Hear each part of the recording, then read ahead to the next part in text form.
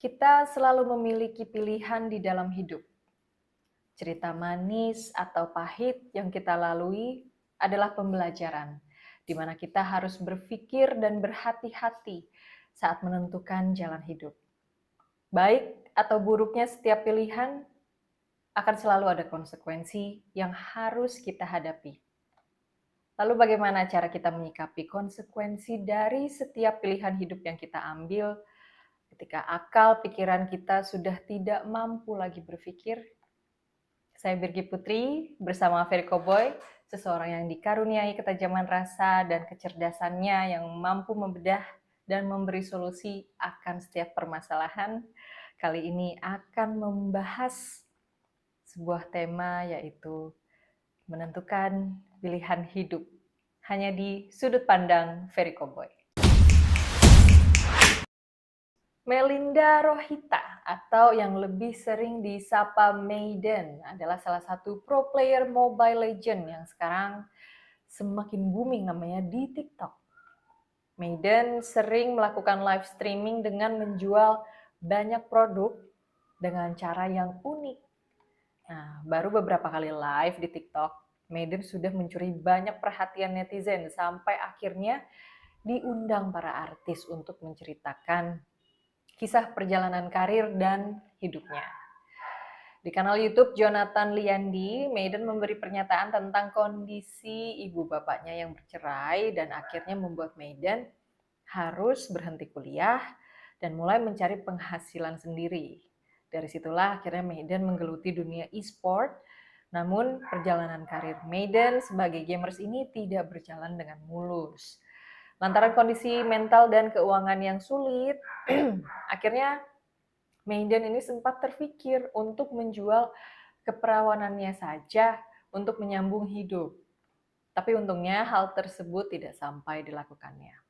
Nah, saat ini Maiden mengaku masih trauma lantaran live-nya di TikTok banyak protes dari ibu-ibu yang karena takut anaknya mencontoh gaya bicara Maiden yang ceplas-ceplos dan suka bawa penghuni taman safari gitu. Juga beberapa penjual yang katanya kesel sama Maiden karena dagangannya jadi sepi lantaran banyak yang nonton Maiden kalau lagi live streaming. Dari cerita yang disampaikan, Maiden ini banyak sekali mengalami kekecewaan, terutama di keluarga dan pekerjaan. Ditambah baru-baru ini Maiden sempat kecewa oleh salah satu artis yang pernah mengundang dirinya di podcast artis tersebut, yang akhirnya video Maiden itu tidak ditayangkan. Kekecewaannya muncul karena banyak pertanyaan yang dia rasakan memojokkan dirinya gitu. Dan sayangnya kisah hidup Maiden ini malah jadi bahan lelucon artis tersebut di video podcast lain. Menurut sudut pandang Ferry Cowboy, apa saja sih ciri-ciri anak yang mengalami kekecewaan di dalam keluarga? Kecewa dalam keluarga yang akhirnya tidak betah di rumah, itu kan disebut broken home. Jadi banyakkan di luar daripada di rumah. Broken home itu kalau bahasa. Nah, orang yang broken home itu pertama moodnya berubah-ubah. Sedetik senang, sedetik tidak, sedetik sopan, sedetik tidak. Apa yang dia rasakan saat itu dan dia dengar saat itu, dia lihat saat itu, bisa menjadikan hatinya seketika senang. Ada pula apa yang dia rasakan saat itu, apa yang dia lihat saat itu, apa yang dia dengar saat itu, menjadikan suasana hatinya marah, kesal. Jadi orang yang moodnya berubah-ubah, ya itulah efek dari broken home. Efek dari kekecewaan. Dan nggak melulu dari kisah hidup yang dari kisah keluarga yang bapak ibunya bercerai ya, broken home bisa aja. Ya dari kekecewaan terhadap teman, Ya, kekecewaan di kerjaan. Nah, efeknya seperti itu. Dengan si A dia senang bercerita, senang banget. Dengan si B malas banget. hmm,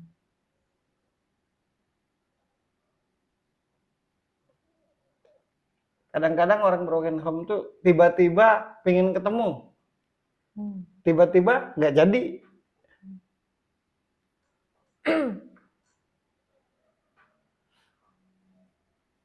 Kecewa, yang sangat kecewa, yang akhirnya menjadikan kepribadian dia itu kepribadian yang nggak permanen, Hmm. yang akhirnya dia nggak tahu gue mesti apa, harus seperti apa, berbuat apa. Saat itu hatinya senang, responnya menyenangkan. Bisa jadi di saat yang sama dia pusing, jadi pusing nah gitu. Nah itu yang mesti dipahami. Jadi orang yang broken home itu atau orang yang banyak kecewa dalam hidupnya itu, ya tidak bisa dikatakan orang yang jahat. Tidak bisa dikatakan orang yang nggak tahu diri. Lo juga broken home. Ya, tapi gua bukan dari keluarga yang ibu bapak bercerai. Iya, tapi dari kekecewaan yang lain. Mm-mm. Lo janji sama gue mau ketemu. Begitu nyampe, tau lo balik aja. Nah kadang langsung dinilai.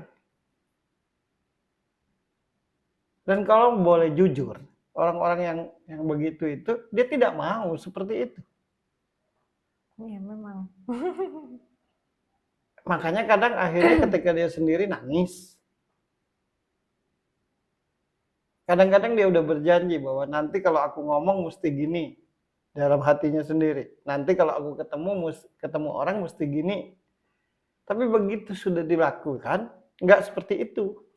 Kondisi hati berubah. Berubah. Nah, kan kalau Maiden ini dari keluarga yang ibu bapaknya bercerai. Tapi nggak semua anak yang ibu bapaknya bercerai broken home kan? Bukan. Dan gua dari keluarga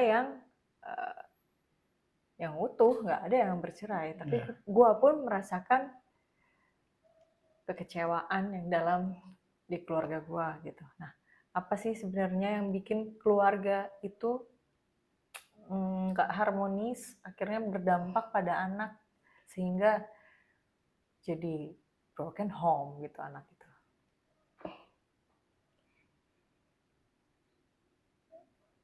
Seorang anak itu sudah dibebankan dengan hal yang tidak seharusnya. Seorang anak itu tanpa sadar menyaksikan atau mendengar sesuatu yang tidak seharusnya. Makanya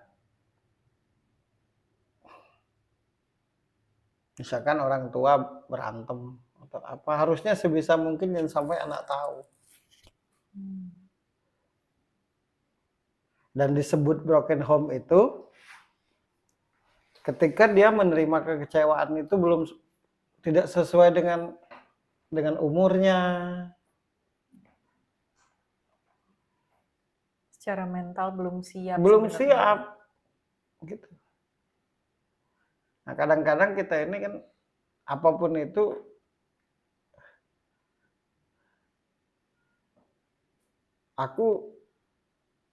kita ini suami istri. Terus kita punya anak misalkan baru kelas 5 SD atau kelas 1 SMP, masih kecil. Tapi ketika kita berantem disaksikan oleh anak. Atau malah melampiaskan kemarahan. Nah setelah disaksikan ke anak, kemudian bahkan melampiaskan ke anak, atau ketika kita berantem, baik gue maupun lo, saling menyalah-nyalakan. Yang kita laporkan ke anak. Jadi anak tadi bingung, mesti gimana. Satu. Yang kedua, efek dari kita berantem, akhirnya kita nggak punya uang. Akhirnya pekerjaan kita macet, baik lo maupun gue. Nah kita ceritakan ke anak tuh. Bahkan anak tuh dijadikan pelampiasan kesalahan yang kita lakukan berdua.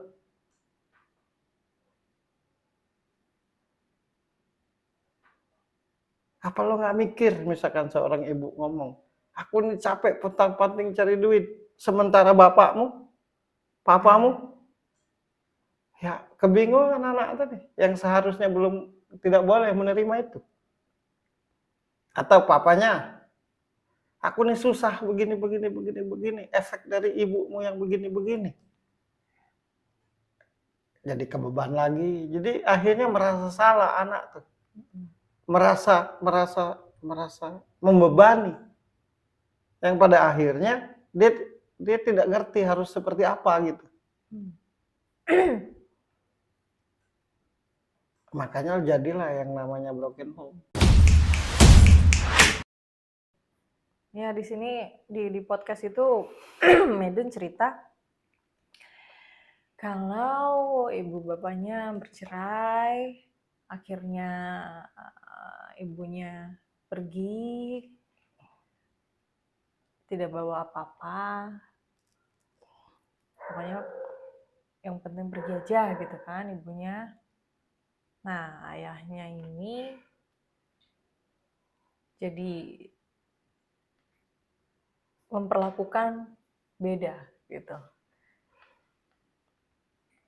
antara adiknya yang kecil dan dia, dan kalau nggak salah kakaknya satu lagi gitu deh. Jadi memperlakukan beda. Kalau adiknya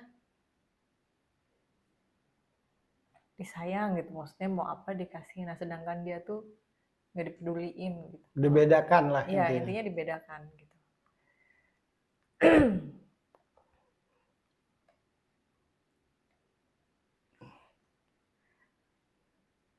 Dan itu tidak boleh membeda-bedakan. Seorang ayah atau seorang ibu punya anak 5, seharusnya harus benar-benar paham watak dari tiap anaknya, karakter dari tiap anak.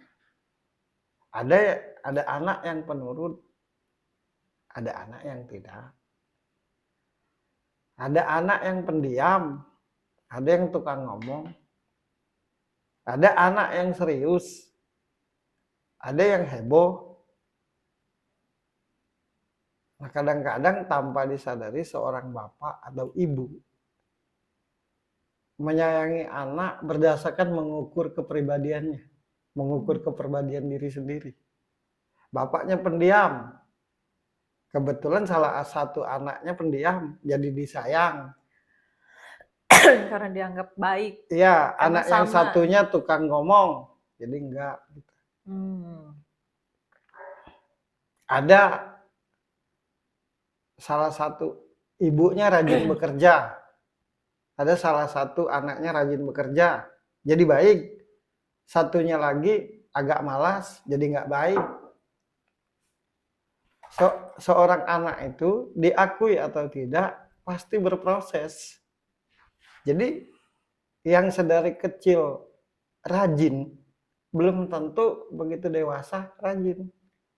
Yang sedari kecil pemalas belum tentu bisa dipastikan gedenya pemalas. Jadi sebelum mempunyai anak, sebelum punya anak, seorang bapak atau ibu harus paham betul, harus bisa memahami bagaimana watak dan karakter anaknya. Nah, apa yang bikin orang tua itu jadi tidak paham dengan karakter anaknya sendiri? Karena mayoritas memaksakan kehendaknya. Memaksakan kehendak.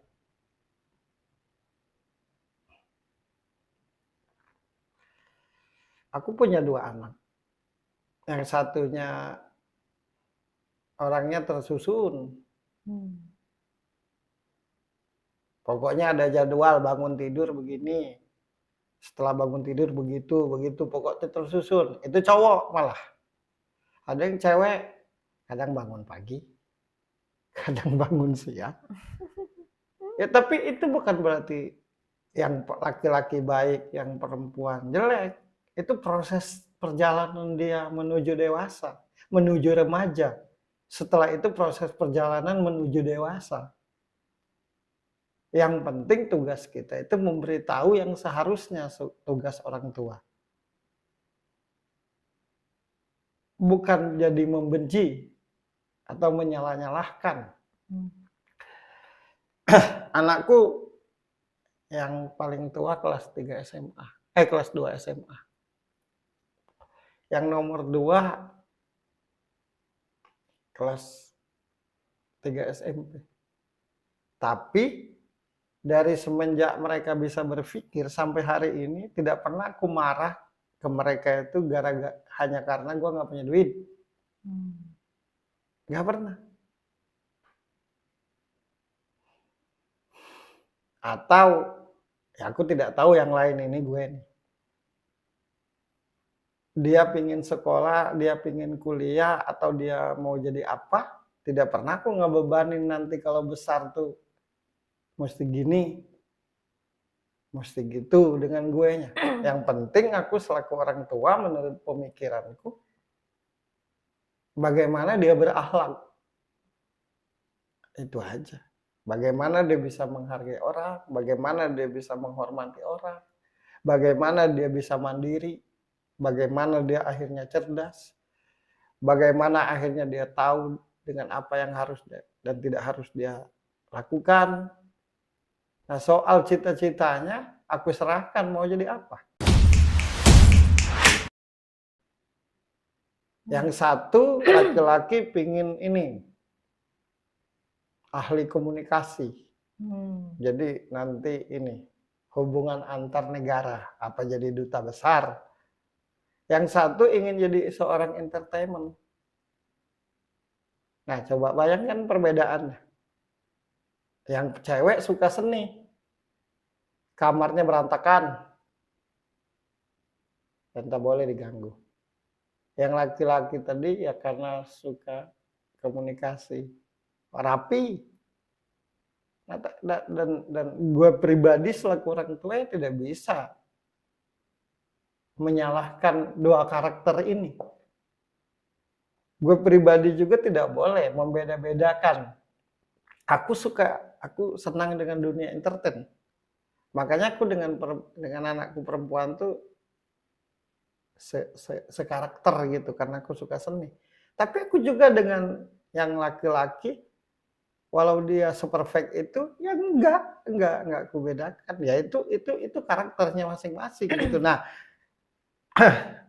tahu akan karakter anak itu menjadikan aku selaku orang tua tahu harus ngomong apa kalau dengan perempuan, bagaimana cara menghadapinya.